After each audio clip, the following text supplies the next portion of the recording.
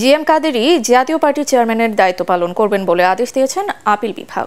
হাইকোর্টের দেয়া আদেশের বিরুদ্ধে করা লিভ টু আপিল খারিজ করে দিয়েছেন বিচারপতি এম এনায়েতুর রহিমের নেতৃত্বাধীন 4 বিচারপতির আপিল বেঞ্চ। এর ফলে জাপার চেয়ারম্যান হিসেবে জিএম কাদের দায়িত্ব পালন ও সাংগঠনিক কর্মকাণ্ড যথারীতি চালিয়ে যেতে পারবেন।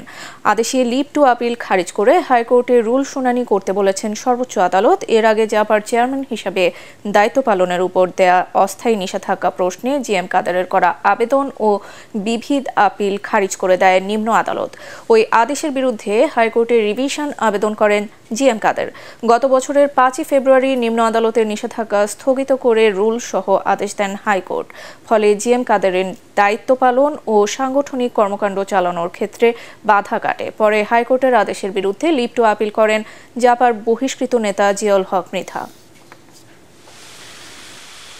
জাতীয় পার্টির যিনি চেয়ারম্যান গোলাম মোহাম্মদ কাদের, ওনার চেয়ারম্যানশিপের অধীনে আগে কাউন্সিল হয়েছে।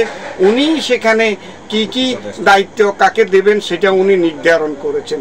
কাজেই এক্ষেত্রে বলা যায় যে উনি এই মামলায় জাতীয় পার্টির চেয়ারম্যান হিসেবে he is the master, others আর আন্ডার হিজ কমান্ড। মহামান্য সুপ্রিম কোর্ট মূল আপিল দিয়ে ওনাদের লিভ টু আপিল খারিজ করে দিয়েছেন। এখন উনি চেয়ারম্যান হিসেবে দায়িত্ব পালন করবেন, এটার কোনো বাধা নেই।